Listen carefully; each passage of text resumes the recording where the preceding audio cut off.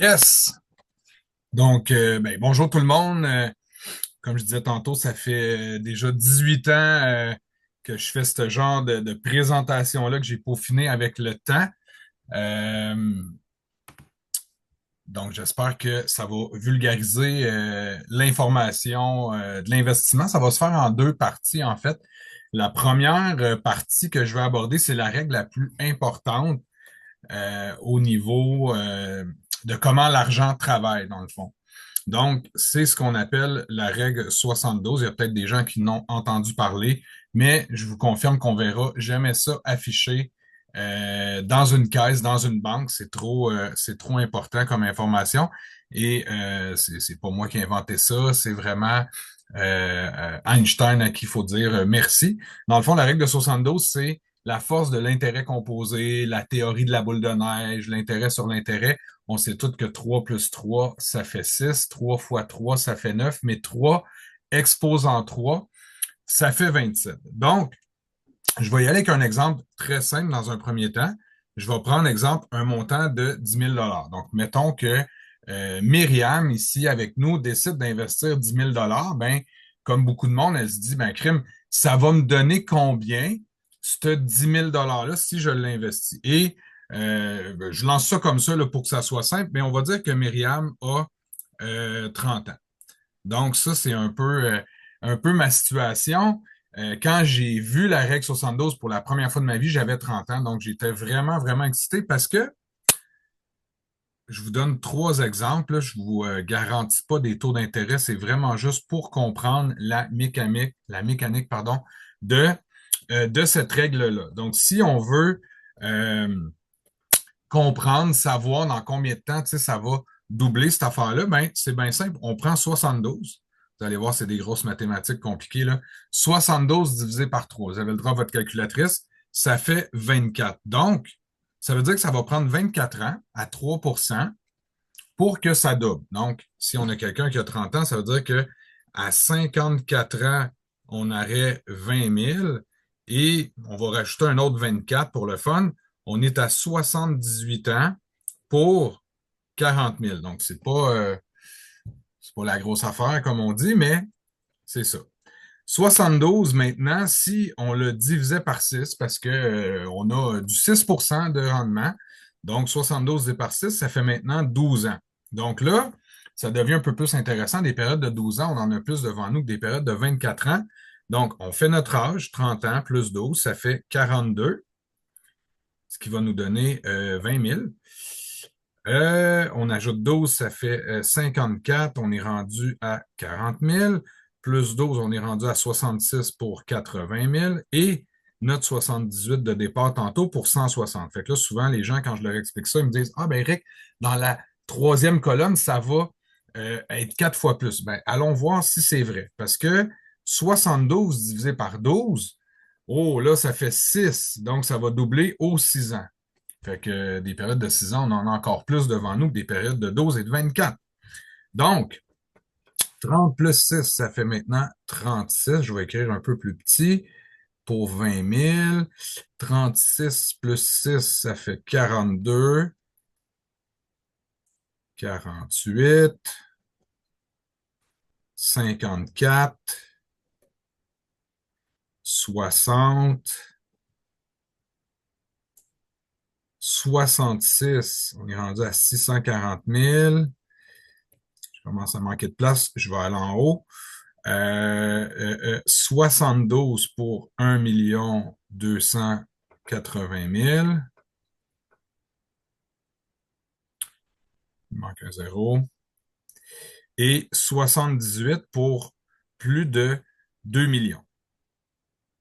Donc, évidemment, ben moi, cette règle-là m'a complètement fasciné à mes débuts. J'ai compris que, dans le fond, avec un investissement de 10 000 que je pouvais vraiment avoir toute une fortune à 65 ans. Donc, j'ai voulu aller un peu plus loin. Donc, comme je disais tantôt, moi, je garantis jamais des taux d'intérêt. J'ai pas le droit de faire ça, mais je vais vous montrer que si on va vers un gestionnaire, ben, c'est possible sur une période de 10 ans, 20 ans, 30 ans, minimalement 10 ans, d'aller chercher des rendements qui tournent autour de 8%. Évidemment, il faut vraiment être dans une dynamique de long terme pour ça. Donc ça, c'était la règle 72. Puis en passant, si vous voulez approfondir tout ça, juste à m'écrire par Messenger, je vous enverrai ma brochure Comment l'argent travaille en format PDF. Ça va me faire le plus grand des plaisirs. Donc, la suite de l'exposé, du moment qu'on a compris cette règle-là, il faut déterminer c'est quoi le but d'investir parce que ça peut être un but court terme pour acheter une maison, pour un projet, ça peut être un but moyen terme. Encore là, projet, maison un peu plus tard dans le temps. Et ça peut être un but long terme. Donc, mettre de l'argent de côté pour la retraite, pour les études des enfants, etc., etc. Donc, du moment qu'on a déterminé le but, on va prendre pour acquis ce matin que c'est un but long terme. Quand je parle de long terme, je parle de 10 ans et plus. Et il y a une sommité que j'ai tout le temps suivie, qui a pris sa retraite récemment, 94 ans, Warren Buffett, a toujours dit, il a fait sa fortune en investissement, il a commencé à investir dès son jeune âge là, chez Coca-Cola. Et il a toujours dit la même chose, c'est que si tu investis pour le long terme, tu dois oublier ça pour 10 ans, tu dois être minimalement dans un fonds de croissance équilibré et avoir un plan de payant premier, tout ça. Donc, euh, je vais donner un exemple d'une firme avec laquelle je travaille, qui est AGF, qui, eux, font la gestion de portefeuille, dans le fond, depuis 1957. Donc, moi, je suis pas gestionnaire de portefeuille, je suis conseiller en sécurité financière. Donc, mon rôle, c'est de faire le pont entre les deux. Donc, c'est de vous prendre par la main puis de vous amener chez le grossiste. Et le grossiste, c'est quoi qui va gérer principalement? Bien, je donne toujours le même exemple. Mettons qu'on se part en affaires ensemble et qu'on est dans l'immobilier, qu'on veut faire de l'argent avec l'immobilier, le moment idéal pour racheter un immeuble, si on veut le revendre, idéalement, ça serait quand le marché est bas. Tout le monde va me répondre ça. Et idéalement parlant, dans un monde idéal, on veut revendre quand c'est haut. Mais c'est exactement ce que la firme va orchestrer. Ils vont faire les achats et les ventes de tout ça. Ensuite de ça, ce qu'il faut comprendre, c'est que quand on parle d'investissement, c'est un peu comme faire un gâteau. Fait que là, je fais appel à vous, IMAD, mesdames qui font de la cuisine, si vous faites des gâteaux, des muffins, un portefeuille d'investissement, c'est fait de la même façon. C'est-à-dire qu'il y a des éléments qui vont faire lever le gâteau. Dans le cas ici, on va appeler ça des actions, qui est l'équivalent de la cuillerée de poudre à pâte dans un gâteau. Et il y a des éléments qui vont stabiliser notre gâteau qu'on va appeler des obligations et des revenus fixes. Fait que ça, c'est les termes scientifiques. Vous avez peut-être même déjà entendu ça aux nouvelles. Ah, les actions cette semaine sont en chute libre. Ça, c'est tout le temps de bonnes nouvelles en passant, vous allez voir.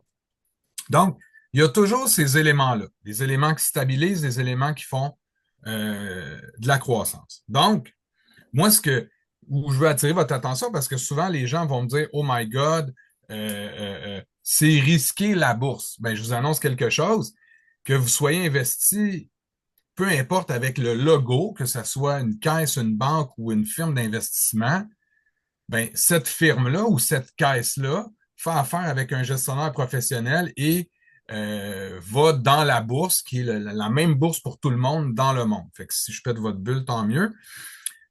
On efface tout ça. Et là, je vais vulgariser un peu plus la partie action parce que là, je vois que le temps file. Euh, Dans le fond, je suis convaincu que vos parents vous ont dit la même affaire que moi. Mon père m'a toujours dit la même chose. Fils, tu dois ne jamais mettre tes œufs dans le même, vous connaissez la réponse, panier. Donc, 92%, c'est assez élevé, le genre de note que j'aurais aimé avoir à l'école. 92% de la force d'un portefeuille d'investissement repose sur sa diversification. Désolé, je suis vraiment pas très fort en français, mais diversification. Donc, la partie action, on veut qu'elle soit diversifiée. Et là, je vous amène une autre image pour que ça soit simple. Mettons que vous partez dans un week-end en amoureux et vous êtes dans une super hôtel, puis là, il y a un ascenseur, c'est tout vitré, wow. On sait tous que dans un ascenseur, il y a des espèces de gros câbles qu'on ne voit pas qui fait que l'ascenseur se tient. Donc, si on travaille avec un portefeuille où il y a plus ou moins 800 compagnies différentes, ben, c'est un peu comme mes cordes d'ascenseur pour que l'ascenseur tienne bien la route, ça prend 800 cordes. Donc, je vais toujours poser la question aux gens que je rencontre. Mettons que après une semaine, tu passes de 800 cordes à 790. Comme s'il y avait 10 compagnies qui vont moins bien. Ben, sérieusement, est-ce que tu vas vraiment ressentir qu'il y a 790 câbles au lieu de 800? La plupart du monde vont dire, ben non. Mais si ça continue de diminuer comme ça, puis que euh, dans quelques mois, on se ramasse à 50% des câbles qui ont lâché, 50% des compagnies, ça veut dire que notre portefeuille a diminué de 50%. Ça se peut que tu la trouves moins drôle. En passant, c'est jamais arrivé dans l'histoire là, que ça descende à ce point-là. Mais AGF, qui est la firme que je prenais en exemple tantôt, ce qu'ils vont venir faire, c'est qu'ils vont venir faire du, du rééquilibrage, c'est-à-dire qu'ils vont faire des réparations. Ils vont venir réparer aux besoins les câbles, c'est-à-dire qu'ils vont par moment les remplacer.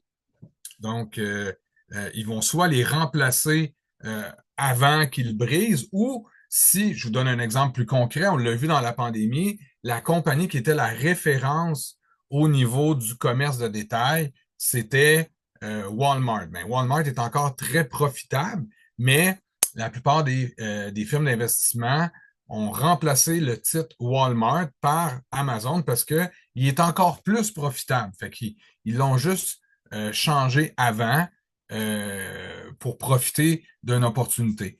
Un autre exemple que je donne souvent, pour les plus vieux, on a tous été louer des films chez Vidéotron, chez Blockbuster, peu importe notre région, mais ça n'existe plus, cette technologie-là. On peut plus sortir de la maison pour aller louer des films, acheter un popcorn.